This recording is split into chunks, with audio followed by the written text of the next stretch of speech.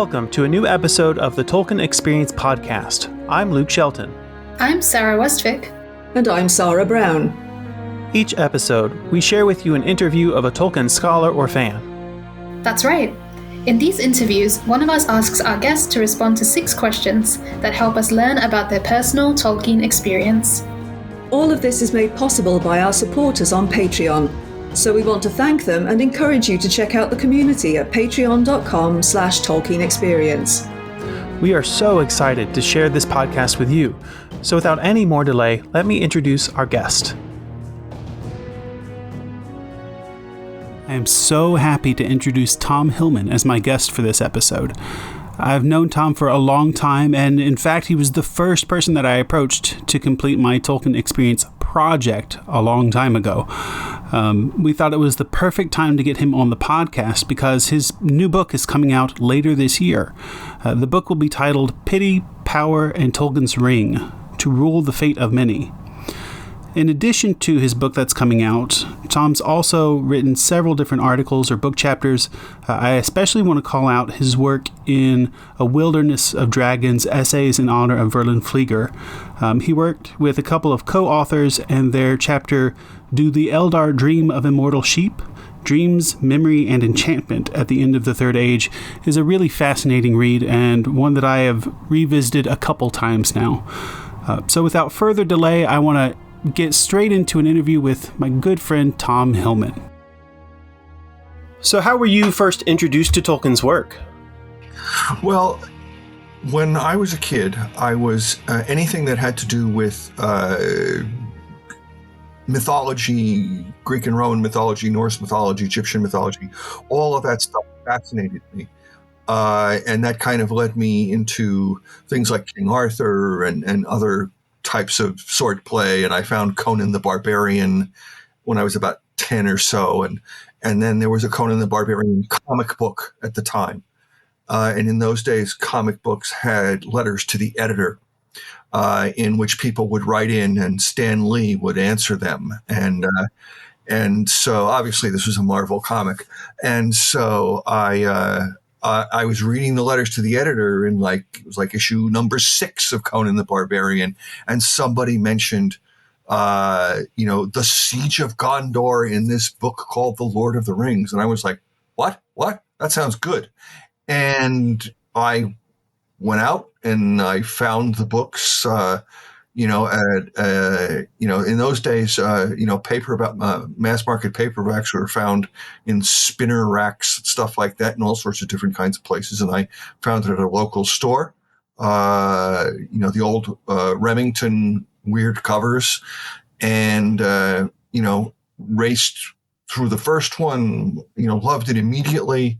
Raced through the second one, got to the end of the Two Towers, and Frodo is alive but taken by the enemy, and I'm like, what? And I leaped on my bike and rode madly back to the store, hoping that they still had that copy of the third volume, which they did. And then, of course, I opened the third volume, and the story is somewhere else now. And I book 5, and they're in Gondor. But I actually waited. I didn't skip.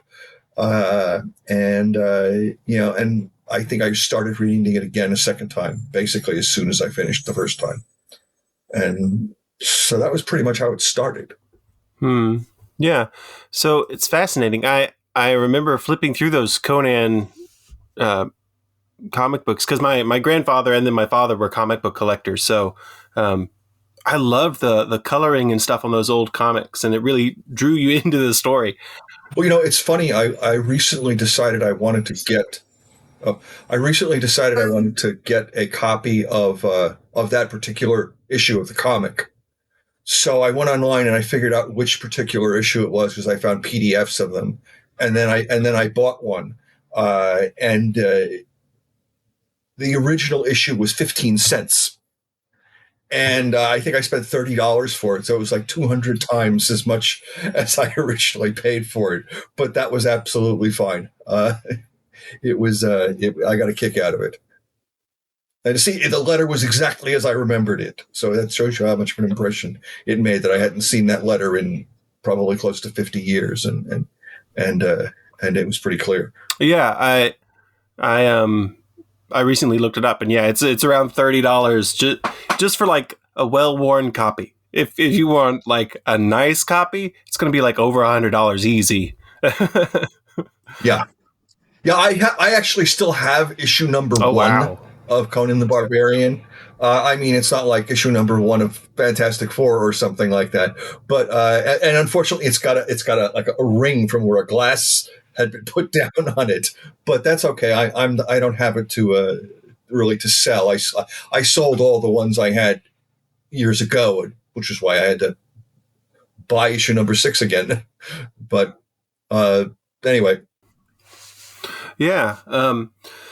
So it sounds like really it's interesting how almost like a fan of a different thing that you were a fan of had a different shared interest, and that led you to Tolkien. And that's the exact kind of thing that we celebrate here, is just how, as fans, we get to share our passion, and that influences other people. Yeah, I mean, it is amazing. I mean, and Tolkien in turn has led me to so many other things. You know, I mean, and many people have said this. You know, that they ended up learning Old English because of Tolkien. You know, and studying, you know, things like that. You know, because of Tolkien. I mean, when I went to college, my original intention was I was going to get a PhD in English and write a dissertation on Tolkien. And this was the 70s. And I was very quickly warned off that idea. You know, I remember being told that no department would ever let you write a PhD dissertation on Tolkien. And if you do, no one would ever hire you. And so I kind of changed course there and went in a different direction with it. But meanwhile, you know, I find out decades later, you know, Verlin Flieger is out there writing her dissertation on Tolkien, and you know, and all of that. But you know, there's you know, it often takes someone exceptional to like Verlin to kind of break down the doors, you know, or break the glass ceiling, or whatever you want to call it. Mm-hmm. Well, I would certainly agree that Verlin is exceptional. But I would also contend that you are exceptional in that both of you are some of the most generous of spirit people that I've ever met in terms of scholarship. You both are very nurturing of other people when they're pursuing their scholarship, and very helpful with your time and energy, which is something that not every scholar does, and so it's very appreciated. So I'm gonna get away from complimenting you. Well, thank you for that. I mean, I'm glad to hear that, you know, that that I do that. I mean, because that's I try to be helpful whenever I can. So thanks for letting me know I succeeded in that.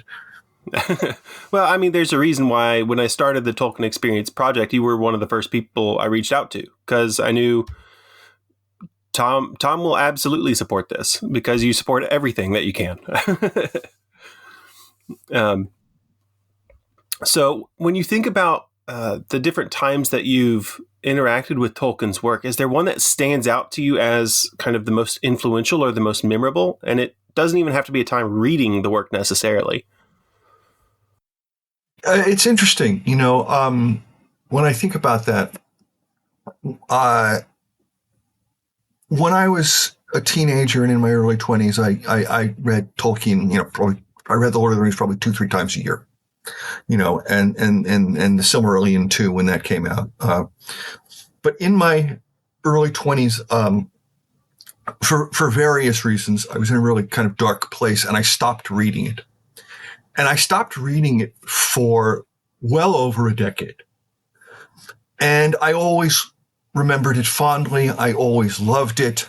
But it got to the point where I was afraid to go back and read it again, because there were other books that I had loved when I was young, when I was a kid. And, you know, I remember like in high school, I read the book Siddhartha by Hermann Hesse. And I read that over and over and over again, and I loved it. And then at some point in my early 20s, I went back and tried, or 30, so I went back and tried to read it again, and I couldn't get through the first page. And I was terrified that would happen with Tolkien. Then I heard that the movies were coming out. And I said, okay, well, if the movies are coming out and I was interested in seeing the movies, I should give it another, I'll take the chance. And I took the chance, and, it was as if no time had gone by. It was as if nothing had changed. And that was just such an absolutely delightful revelation that here was this thing that I loved just as much, after all this time of not reading it, and after all this darkness I'd been through. And that was a really very moving experience for me, to find out that it and as well as a huge relief, because I would have hated it if I'd gone back and hated Tolkien. So that was a very powerful experience. It's a really interesting way that you've described it, because while you were talking, I couldn't help but think of a friendship, really, because it's something like, you go back to the high school reunion and all your relationships are changed.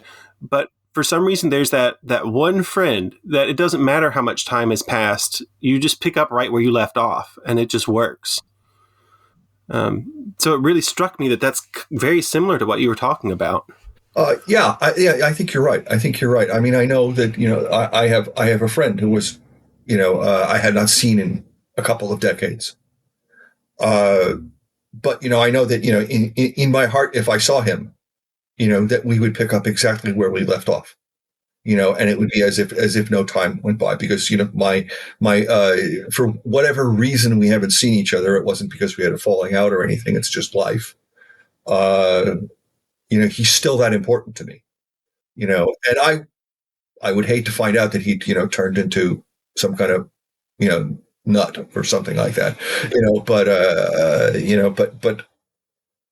the affection is still there, and so, yeah, I like your analogy there, that it is like that. It was such a relief to kind of get back to meet and say, oh, thank God, I still like this person, Yeah. Instead of looking at the people at the high school reunion going, who the heck are you? So when you come back to interacting with your friend, what is your favorite part of Tolkien's work? What really hits you to the core and makes you want to come back again and again? It's interesting because there are so many different levels of it,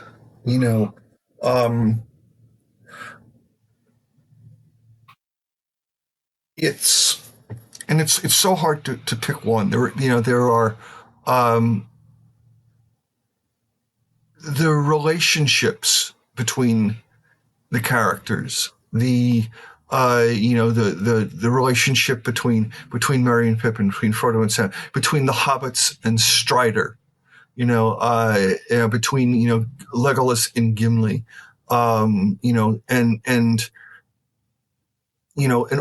it's those relationships, the idea of and then of course there are particular moments which just are absolutely glorious. The horns of the Rohirrim,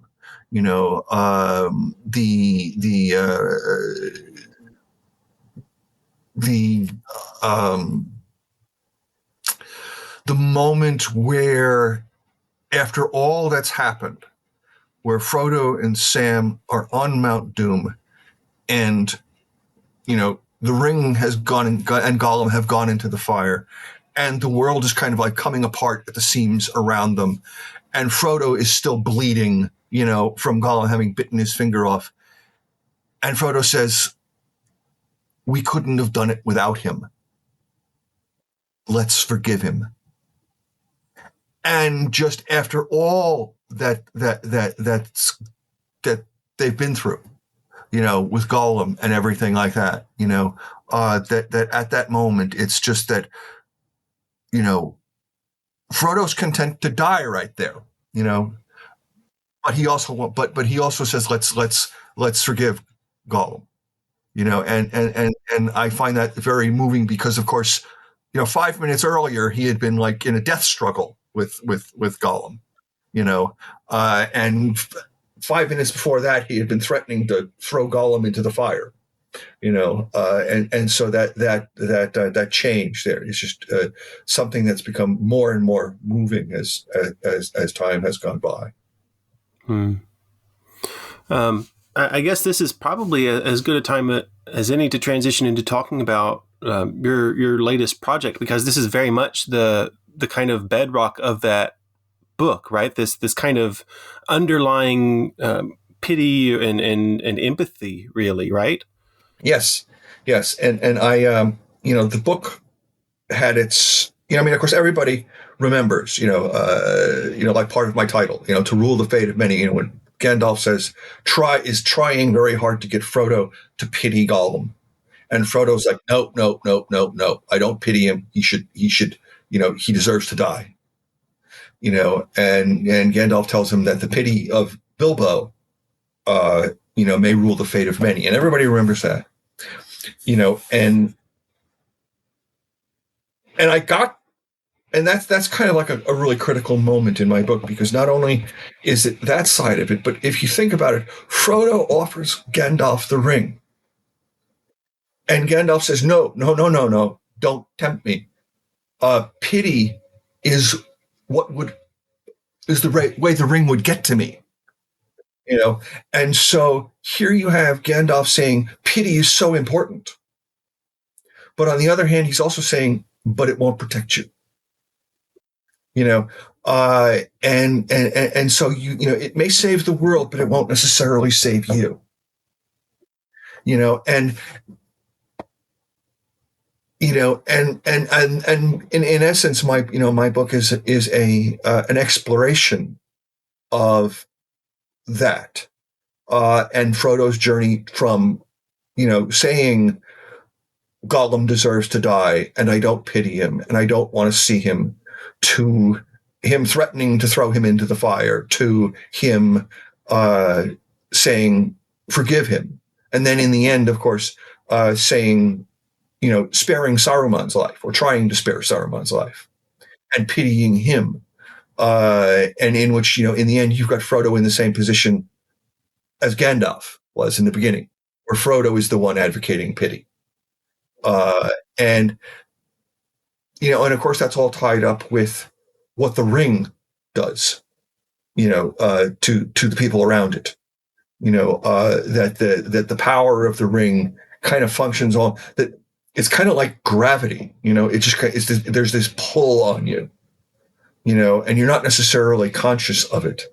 And just like with gravity, you've got, the bigger the masses involved, the bigger the pull, and it's like, that's why it's so much, people like Galadriel and Gandalf are in so much more danger from the ring, because the pull is greater. But Frodo and Sam and other people like that, they're not in as immediate danger, because the pull is there. But since they're kind of less massive, so to speak, they're better able to resist it. It doesn't pull on them quite as hard, though it does pull on them, and in the end, and inevitably, you corrupt them. So go ahead. So I'm going to put you on the spot a little bit, but it's just because I know that, you have a history with like Greek and Latin, and you will have thought about these things, because I know you. Why pity instead of something like charity or empathy? Why do you think pity is both the lens that Tolkien chooses to use and kind of the one that has influenced you the most, as opposed to these other possibilities? I think a lot of the time, pity nowadays, people hear pity and there's sort of like people think there's a kind of a condescension that goes along with pity, that you're kind of looking down at the person. Oh, that poor, unfortunate person. I'm so much better off than they are. And that does kind of pop up in the book sometimes. There's a couple of times when Sam looks at Gollum, and he looks at Gollum at first with that kind of pity. When even like early on, he realizes that he's a miserable wretch, but he doesn't really feel motivated to help him or to try and help him get better. And so in some ways, I think the pity that Tolkien is talking about is more like what modern people refer to as empathy. But it's also, it also has, because Gandalf also pairs pity and mercy. There are two different sides of the same coin. The pity, you have this fellow feeling for another person suffering, and you want to help them. Okay, and that's where that comes in. As far as why pity rather than charity, that's a good question. I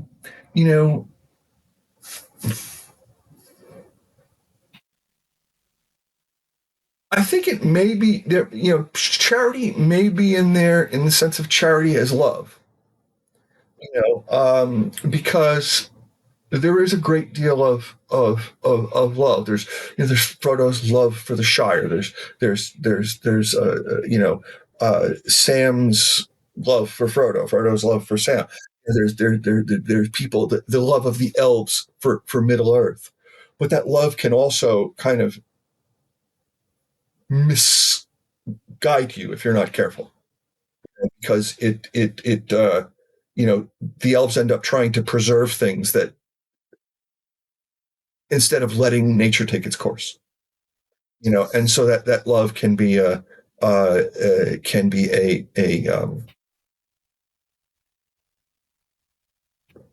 hazard, just as pity can be a hazard, right? As Gandalf points out, depending on the circumstances. I think it's probably because it has more to do with, the ring is about power. The ring is about, because the ring was created to rule the fate of many. And so the kind of contention there is between which is it going to be?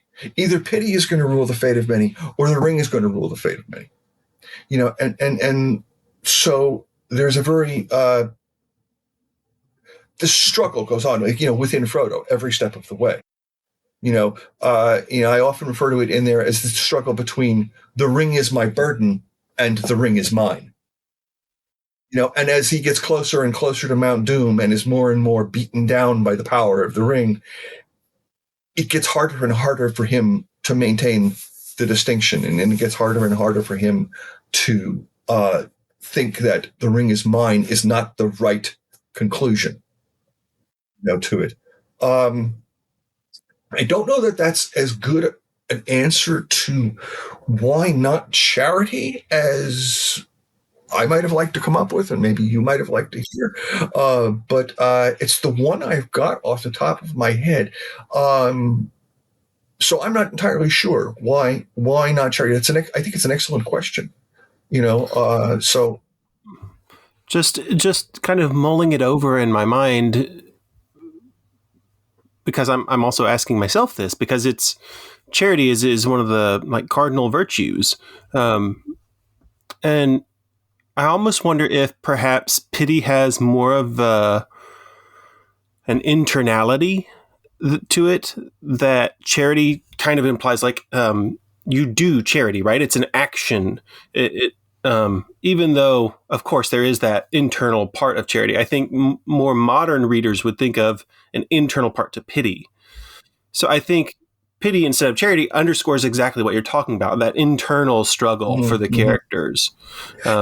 Yeah, that makes sense. I mean, moderns tend to think of, the kind of the reverse. They think of charity as being an external thing, something we do rather than I mean, of course, the famous bit in St. Paul, where faith, hope, and love, and of course the older translation is faith, hope, and charity. So that the charity has become more of an external thing. and the empathy or pity more of an internal thing. And I think that's interesting. One thing I do think that I think on a far deeper level, because in the end, after I've gone through in my book, basically because I just basically walk through the entire journey with the ring, from Bilbo finding the ring to Frodo getting on the boat, and very carefully study step by step along the way how he and the ring interact with each other. But then in my final chapter, I kind of step back from that and look at pity in kind of in terms of the larger legendarium, because I think in the decade or so, Tolkien spent exploring the kind of dynamics of pity versus power in the Lord of the Rings.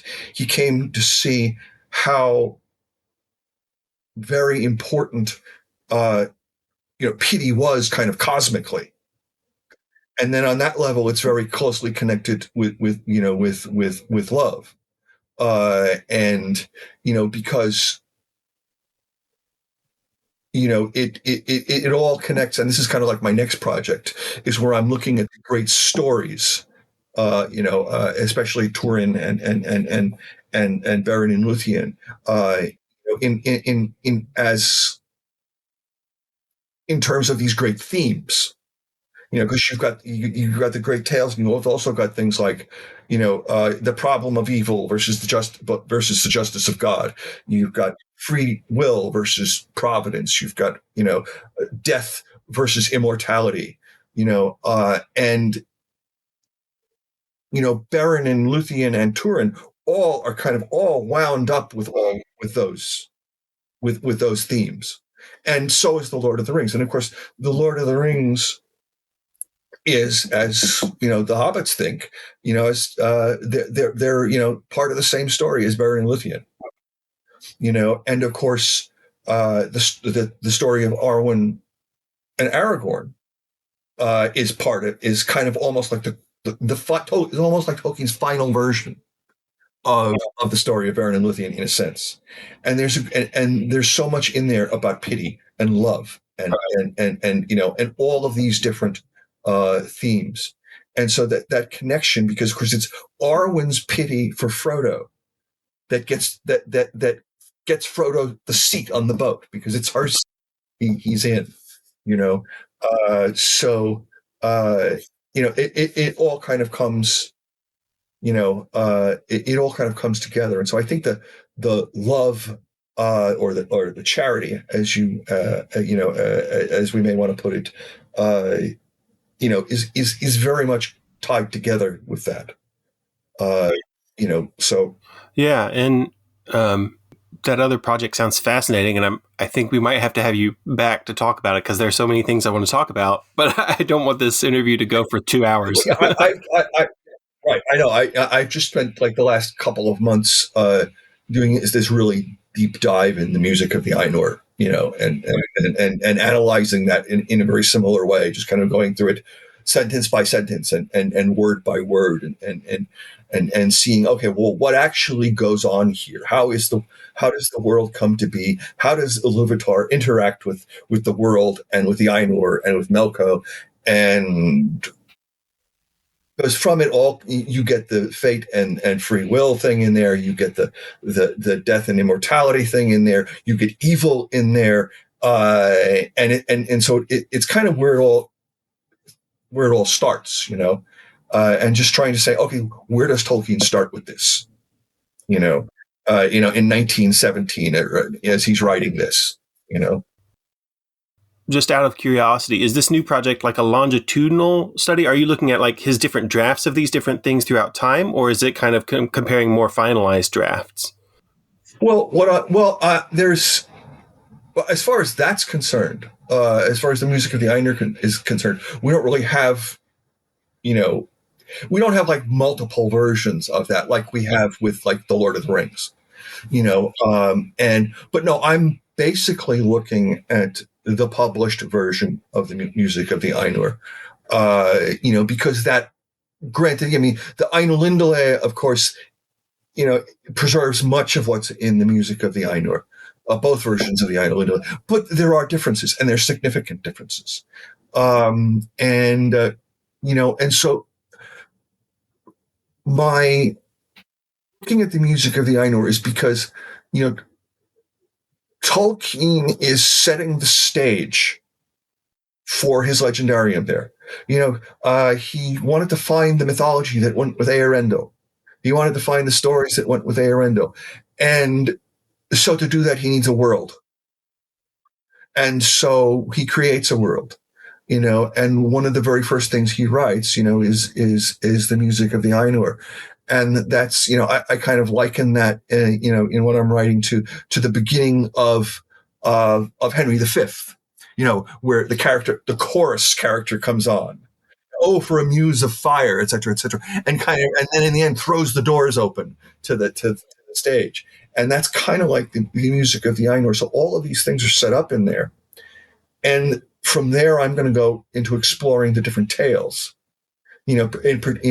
specifically, mostly because they're the ones that exist, Turin and Beren and Luthien. And then as I go along, I will also add in, because of course you get so many different versions of the Turin story, for example, and there are subtle differences in each one of them. And so examining them in terms of those great themes, and then how, the Ainulindale comes along, and then how does that interact with the story of the latest version of the story of Turin, and how does that interact with the latest version of the story of Beren and Luthien, and stuff like that. And a lot of it, in a sense, comes out of the thoughts I had, I addressed in the final chapter of my book, about the kind of cosmic implications of that Pity kind of had almost retroactively over Tolkien's understanding of his own legendarium. Yeah. So the next question I usually ask is about how your reading has changed over time. I think we've addressed that a lot in that you're very much focusing on different thematic elements or topoi or things like that are coming through the work for you now. When you first read it, it sounded like it was more of a kind of a transition from the action of Conan to more of this fantasy work. Do you see a lot of difference from, your earlier readings to your reading in your 30s to your reading now?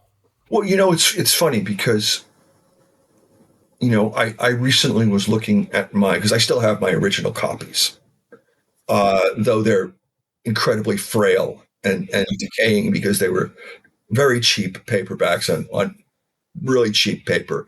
And I had to be extremely careful when turning the pages. But I noticed in opening the cover that there were page numbers written down inside the front cover. And I was like, okay, what's going on in those pages? Because I had no recollection of it. And, it was funny that a lot of the things that I have no recollection of writing those down. I'm sure I probably didn't write them down when I was 11.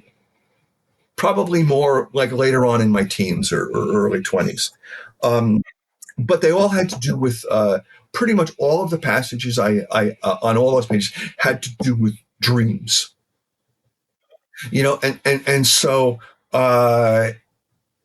which is something I'm very interested in. And of course, I talked about that in the article in the Festschrift for Verlin. And so I was like, even then I was thinking about this. And I'm pretty sure that when I was 11 or 12, I wasn't really thinking in these terms. I was thinking it was an adventure. It was, mythic.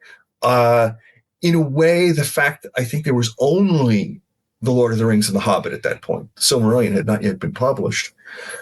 I think that in a way kind of encouraged me.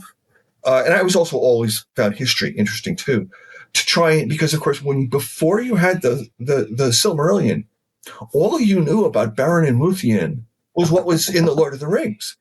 And, and and so you would like look through the appendices, trying to glean every last tiny bit of information about that, as well as the earlier ages too. And of course, the age that seemed most fascinating, of course, was the first age, because in a way, I guess, because there was the least there, and it was also in a sense the most mythic, and so I think not having the Silmarillion at first kind of encouraged me to kind of start looking really closely to try and find every last bit of evidence I could for these stories that I found so fascinating.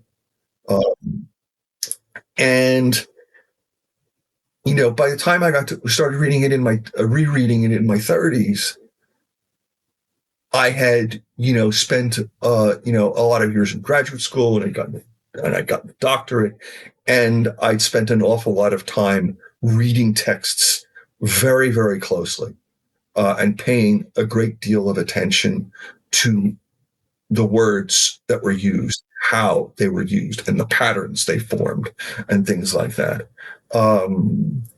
And it's funny. There are two sayings. One is that God is in the details, and the other is that the devil is in the details. But either way, it's all in the details. And I feel that that any understanding of the text has to be built on those details. That I mean, I can come from any kind of theoretical perspective I want to come from. And there's like a million different literary theories. But if I don't have the details right, then the theories don't really, I think, don't really work as well as they could. So I'm very much about really reading the text very closely and seeing, how the ideas develop. And not that they're always necessarily developed consciously, because Tolkien was, all the talk you hear about Tolkien, what Tolkien intended, right? And all and all of that, in all the kind of online stuff of ranting and raving that goes on, is that Tolkien was the first person to say, I didn't realize, when I went back and read it again, I saw things that I didn't realize I put in there. I didn't. I mean, there's a letter where he says, I didn't realize how important the theme death was until I had gone back and reread it, often in response to criticisms and questions people had made and questions people had asked. So an author knows what he intends, but an author usually ends up putting down stuff they never realize they're putting down. And so a lot of the development is unconscious. I think if it was all conscious, it would end up being not very good. I think if every last detail were planned out and conscious, it would end up being very dry, but maybe not. I know that there are people who know exactly what the last line, where the book is going to go before they've gotten to the end. I don't work like that. I don't understand that. What other people do, so that's fine.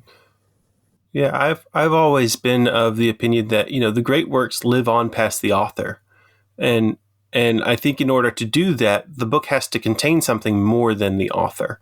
Like, we can, I can pour my hopes and dreams and aspirations into something, but that only goes so far unless those hopes and dreams and aspirations are more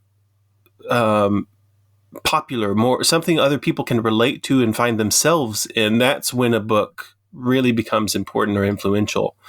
And so I agree 100% that Tolkien definitely doesn't intend everything that's in the book. And that's one of the things I love about his letters is you can see in his letters, he takes the perspective of someone looking at a text as a reader. He doesn't talk as the author in a lot of his letters. He does sometimes, like when he's asked to, specifically like by publishers and things like that. But he doesn't always do that. A lot of the time he's acting as just a fellow reader corresponding with someone else who's seen something in his work, which I think is a fascinating stance. I do think that that's something that is enabled in him because of his academic career. Because he's used to receiving texts and interpreting texts like that, I think that's a default that he goes into sometimes. And I've always thought it'd be fascinating to compare, because, Verlin Flieger's famously been the one to point out, like, you have to pay attention to who he's talking to and see the differences in his different statements. I've always thought it'd be fascinating to compare what are the statements he makes when he has that persona of the writer and the author, and what are the statements he makes when he's talking as a reader, and see how much they correspond and how much they conflict and how much, maybe one leaves room for interpretation whereas the other doesn't. And I think it would be a really wonderful mess to dig into. Yeah, it would be. It could take it would be a very long dig, I think. But I think it could be a really fascinating one. And revealing, because I think I love it when Tolkien realizes things, when he kind of gets to a point where in one of the letters where it's just sort of like, well, you know what? But yeah, Tolkien is just a better reader of his own work than just about anybody. I mean, he doesn't usually, he doesn't do the thing that J.K. Rowling has been criticized for, of saying, "Oh no, I meant it that way all along," and stuff like that, and I mean, to what extent she does that, I don't know. I've read Harry Potter, but I'm by no means an expert on it. But I just know that there have been things that have come up as far as the story. And she has kind of retroactively declared, "Oh no, I meant it to be that way all along," even though she had never said that. But I mean, I think Tolkien, is I mean, he does. There's the letter where he talks about, that the kind of other hands and minds, or whatever exactly the other words are, of picking up the story and carrying the story. And things like that. And I think that means, like, he realizes that the story, just like Frodo and Sam, the story is still going on, and there's more to say yet. And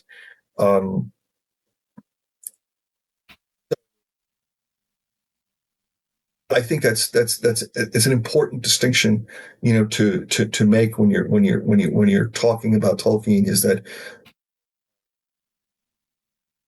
he's not, the work is more than the sum of his intentions, and he knows that, and he knows that, and I think he was glad of that. So the penultimate question I have for you is, would you ever recommend Tolkien to someone else, and why or why not? What are your reasons for it? Well, it would depend. I mean, in part, the reasons for it would depend upon the person. I've run into, there's a lot of people out there who have a very kind of, they think they know what's going on in Tolkien. And I don't mean people who read Tolkien. I mean people who don't read Tolkien. The people who say, "Oh, it's all black and white," and of course it's not.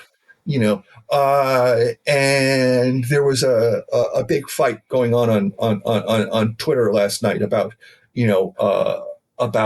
Odysseus in the Odyssey, and whether he's a good guy or a bad guy, and people, insisting, some people insisting on seeing things in those black and white terms, and others saying, no, it's more subtle than that. I mean, I would encourage, people to give it a chance, but it's, it's like the difference between, for example, to just kind of move sideways here, with Star Trek. Okay, the original series, which is what I watched when I was a kid, and which is still the baseline for me. There was action in there, but there was also thought and character and all sorts of other developments. Then now, when the reboot movies came along, the ones with Chris Pine and all of that, which I think were really well cast, were all explosions. It was one fight after another and one explosion after another and one battle after another. And that's not the way Star Trek was. And I think there's unfortunately been a tendency in people reading stories and in watching stories that there has to be action all the time. And because you look at some of the old, if you look at a TV show from the 60s, it goes way slower than anything does today. But that allowed things time to develop. And I think that people who are impatient for things to develop are going to be more inclined to, like, for example, the moment in the Fellowship of the Ring film, where the Jackson film, where Gandalf jumps on his horse at the beginning and rides off to Minas Tirith, and he is there like in 5 seconds. It's not like 700 miles away. It doesn't take you like weeks or months to get there. It's and obviously, that in a movie you can't take all the time to show him on all of that, but it seems like it's around the corner.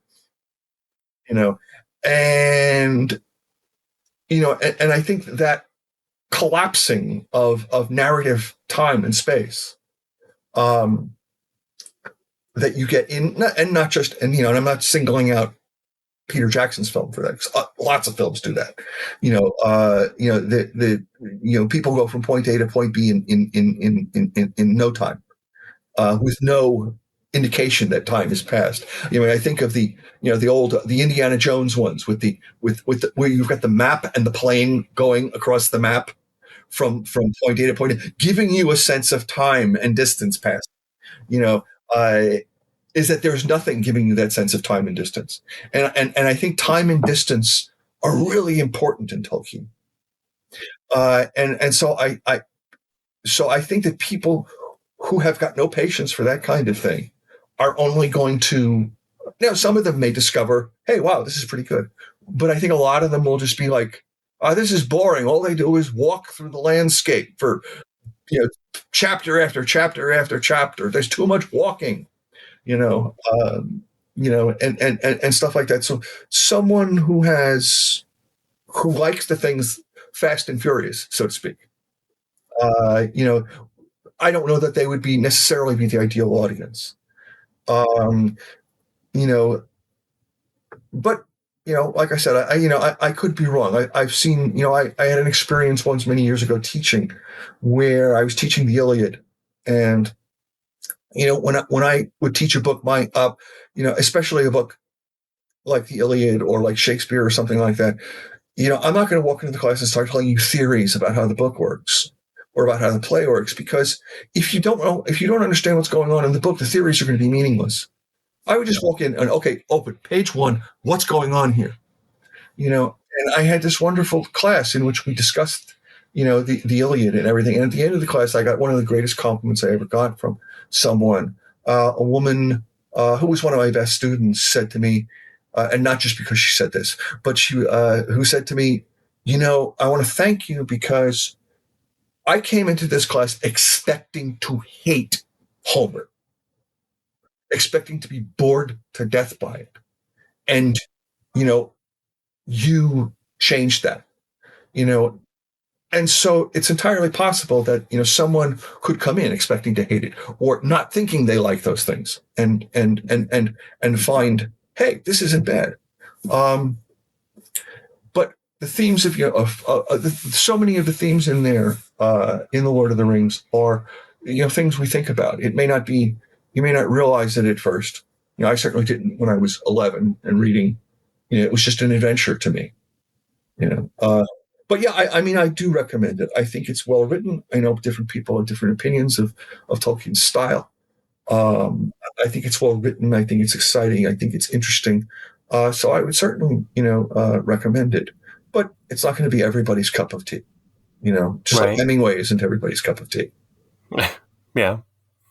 I do think that sense of time is something that in popular culture we're playing around with in a very different way now. And I like that you mentioned, going back and watching something from the 50s or 60s, because I love going back and watching like the classic Doctor Who episodes, like because the pacing is so much slower and drawn out. It's so much more about character, and then the action scenes are an expression of character in a way.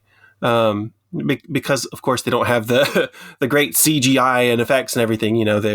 They're putting together what they can on a budget, and so the action had to serve a purpose for the character, not the character serve a purpose for the action. It's funny. That's exactly my reaction to those early Doctor Who's. Like the first Doctor, it just seems like, wow, this is really moving slowly. But go ahead. I'm sorry. Yeah, and so I think that we still get that sometimes, but nowadays it kind of tends to be kind of people talk about it as, oh, it's a character driven movie. Oh, it's a we say these kinds of things about like period dramas. Like that's where you get kind of those slower, more intricate, interpersonal conflicts and things like that.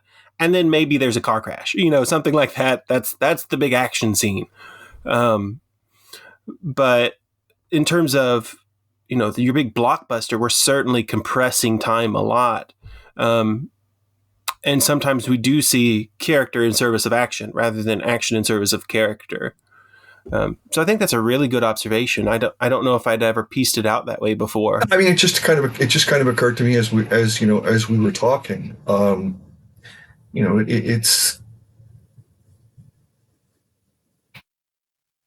It really is so different. The way. I mean, in part, life as a whole seems to go so much faster now. And everybody seems to be in so much more of a hurry. And unfortunately, there seems to be a truck outside honking its horn, but it's not the horns of the Rohirrim, unfortunately. But dimly they echoed in Mindalluin's sides. But anyway, but yeah, I really think that I mean, one show, the TV show that I really like that does an excellent job with this is, for example, Babylon 5. And which takes a really long time developing plot and character, planting seeds, developing things. And the first season is there's so much character development going on, so much groundwork being laid for what comes later. And the first season isn't perfect, by no means. I'm not saying that it is, any more than the first season of like Star Trek: The Next Generation was perfect, but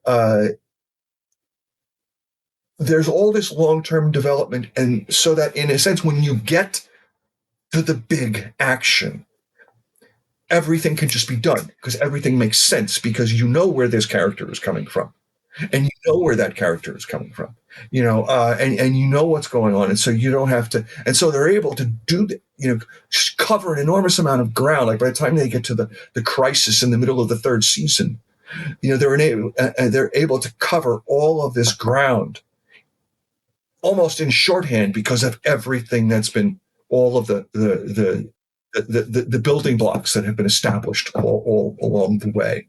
And I think that's in many cases that's what you get, the similar kind of thing with Tolkien. Of course, he was also that through the first book he's also figuring out what's going on. Because he didn't really figure out what the ring was till they got to Rivendell the first time in the first draft, and then went back and started again. But yeah, I think that the time is an important thing, and it's not a pace that's conducive to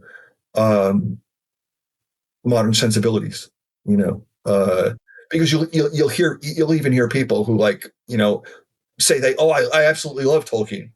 But it's like there's parts of it that are really slow, and they and so and that's fine. There are moments in there where I used to ask people what their least what moment do they have in the book where that they really don't like? Is there a moment in there that really makes them wince? And then there are a couple of them. The kind of almost 1930s movie style, American Indian sounding Gan Buri Gan, the way he talks, is kind of a little cringy sometimes. Feels a little cringy. Just the way he talks. I've always hated the fox. I love the fox. I absolutely love the fox. The fox is one of my favorite moments. But when Aragorn, when they're in Bree, and Aragorn goes over to the door because he thinks he hears a noise and says, "I have quick ears," and I'm like, and that line just never fails to kind of rub me the wrong way. I don't know what it is, but no, the fox is glorious. I will say that as a reader, I always get antsy because it takes so long for them to get out of the Shire. But I've credited Tolkien with being the first author that I became aware of was manipulating me emotionally. Like, I think it takes him so long to get out of the Shire so that we feel the anxiety and the pressures and the hurry up and go that they're feeling. I think Tolkien's manipulating us in that way of, yes, there's impending doom coming, and he wants us to get to the point where we're going, just go already, go Frodo, go, just grab stuff and go. He wants us to feel that same kind of urgency. But going through all of the minutia of getting ready to go for so long, it really gets to me sometimes. There are some times when I'm like, just get on the road. That's one of the main differences between Frodo and Bilbo. When Bilbo decides he's going, he goes. And he does that. I mean, he takes a while to make up his mind to go in The Hobbit, but he basically makes it up overnight and goes. In chapter 1 of the Fellowship, see you later. Once he gets through that horribly tense scene with Gandalf, where he threatens Gandalf, and I think a lot of the time, and I talk about this a lot in my book, is that people I think really underestimate what's going on in that scene. Bilbo is he's in the middle of a fairly fierce argument, especially from his side, with Gandalf. He has backed up against a wall and he's put his hand on his sword. That's a threat. And then kind of Gandalf intimidates him into backing down and seeing sense. And but the moment he lets go of the ring, he's like, okay, I'm out of here, and he's gone. Frodo is like Frodo. There's a couple of moments where it says that Frodo, a desire rose up in Frodo to run out the door after Bilbo, but he doesn't. And as a result, and there's two moments where he has this urge to just get up and go, and he doesn't go. And the result of this is he comes within seconds of being caught.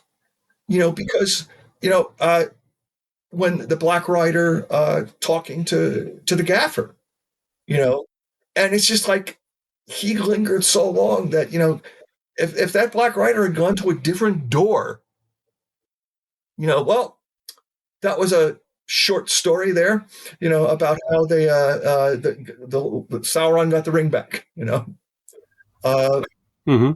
Well, and even closer than that, because the gaffer thinks he's gone, but he's not. He's still there. If the gaffer had just said, Right. "Oh yeah, he's right over the there," gaffer thinks he's already left. Exactly. And Frodo's around the corner, in the dark, listening to this, and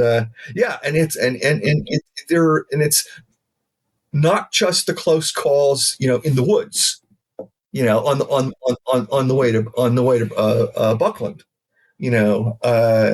the one that the elves, of course, saved them from inadvertently or by chance, if you call it that.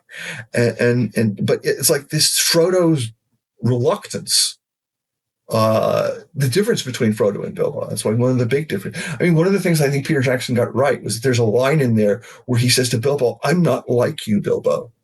And that's true. He's not. Sam is far more like Bilbo than Frodo is. And so I think that makes a huge difference in the way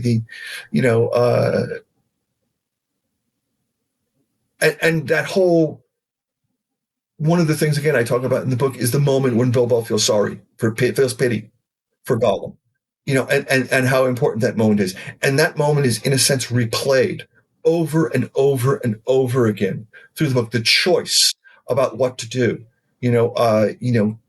and how close, because in a sense, the moment on the stairs where Gollum nearly repents, that's the reader is put in the position of Bilbo there, because we know Gollum is bad. We know he's evil. We know he's plotting against them. We know he's sneaking, right? We know he's guilty of all these things. And yet at that moment, somehow, after all the hundreds of pages of being, it being pushed on us how horrible Gollum is, and he is, we feel sorry for him in that moment. We feel pity for him, and that's kind of like almost like the reader's moment of pity. And the way he gets there is just absolutely amazing. But yeah, that scene just keeps that whole moment of am I going to be Gollum or not? Because if Bilbo kills Gollum, he becomes Gollum. If Frodo takes the ring in the barrow and uses it to escape and leave his friends behind to die, he becomes Gollum.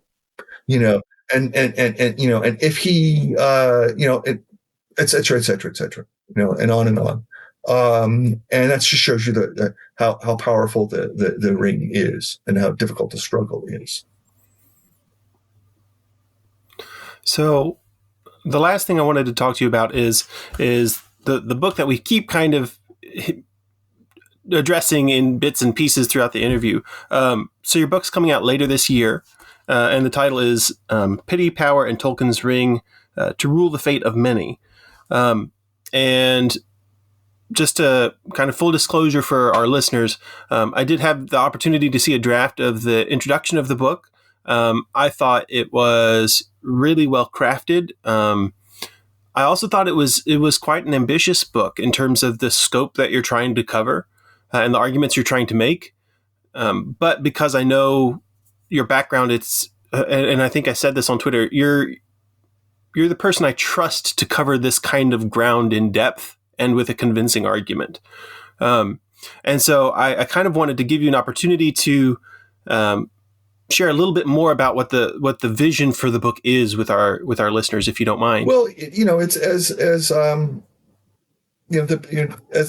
I was saying, it starts out by trying to explore the relationship between. I mean, it evolved as time went on. At first, I was just thinking about pity, but then I came to see that the kind of the dynamic between pity and power, and I go into great detail, as I said, walking basically through pretty much every step of Frodo's journey with the ring, from beginning to end. I mean, the chapters, it's titling the chapters was actually kind of hard because the chapters aren't thematic. The chapters are kind of like, one chapter, talks about them, there's one chapter, for example, that talks about Boromir in the ring, Galadriel in the ring, and the Council of Elrond in the ring, and that's all one chapter. And the kind of those three kind of scenes, the scene with Galadriel and Frodo, and him offering her the ring, and then also importantly, her after she turns it down, he says, "Okay, well then, how do I use it?" And it's just like, whoa, you know. But so anyway, it kind of goes on like this until I get to that last chapter where I kind of really stepped back. But a lot of it is, I didn't start out with a point to prove. I didn't know where it was going to end. When I began it. Most of the stuff that I put in my final chapter is really stuff I thought about, because when I got done with the book, I sat down and because I knew I wanted to do something with the monsters and the critics. I knew I wanted to do something on fairy stories. So I spent a month doing nothing but reading Beowulf, the Monster and the Critics. I read it over and over and over and over again, and then wrote about it in terms of the book. And then I did the same thing with On Fairy Stories. And because I really think that, like Roland Fleeger says, that, that those two works are key, that Beowulf and the Beowulf essay and On Fairy Stories are really key. Because obviously he wrote On Fairy Stories while he was writing The Lord of the Rings. And there's a great deal, and as is well documented, there's a great deal of Beowulf echoed in The Lord of the Rings. The book's coming out in December. It's coming out in paperback, which I think is really good because, the cost of academic books these days is obscene, especially hardcovers. I recently bought 3 hardcover books from a publisher, not mine, which I will not name because it's not about that. But I bought them at 75% off, and the 3 books purchased at 75% off still cost me $120. And so I'm really happy that Kent State has decided to, and their books are less expensive, than some of these other vendors to begin with, but that they made this decision to go with the paperback because it's so much easier for people to afford. It's so much more accessible. And of course the whole thing is, of course, I've had my say. I've said what I've had to say, and now other people can read it and they can see what they think, and and they can show up at my door with pitchforks and torches or whatever. But it's it's really changed my understanding, of not just the Lord of the Rings, but of the legendarium as a whole. And which is kind of why now I'm kind of working on more cosmic things. But it just so much came together in a lifetime of reading Tolkien and reading Tolkien scholarship. But so much emerged from the writing of the book, that I had never really thought about before. And in a way, I'm glad it's at a point now, because it's at the copy editor right now where I can't really change it anymore. It's safe from me at this point. But yeah, that's the title I think really sums it up, because that's the basic idea, is that there is this huge struggle between the force of pity and power, and how far the pity of this world can go, because the pity of this world can get Frodo to the Chamber of Fire, but the pity of this world can't get the ring into the fire. And so you have this idea that it's back to back to the beginning, that the pity will rule the fate of many, but it won't necessarily save you. So. Mm-hmm. Well, it sounds fantastic. I can't wait to read it. And I want to thank you so much for joining me today and answering our questions. Thank you, Luke. It's been great to talk to you and to see you and to be here. And I maybe again someday, if I get the other book going somewhere, we'll talk again. We are so thankful that we have such gracious scholars and fans who want to share their Tolkien experience with us and with you. We really enjoy making these podcasts, and the fun doesn't stop here. That's right, it continues on social media. You can find us on Facebook as Tolkien Experience and Twitter as @TolkienEXP. Don't forget to like, follow, share, and comment, because we love interacting with you just as much as we enjoy talking to our guests. For even more content, and to join our fellowship of supporters, check out our Patreon by going to patreon.com/Tolkien Experience. Finally, you can also follow our personal Twitter accounts. I'm @Luke B. Shelton. I'm @SR Westvic. And I'm @Aaron L. Palmadill. If you have questions or comments, you can send them to us by email at tolkienexperience@gmail.com. If you want to know more about this week's guest, we provide show notes at tolkienexperience.com. You can find the podcast on all major podcast services, including Apple, Stitcher, and YouTube. Please take a moment to rate and review the podcast wherever you listen to it.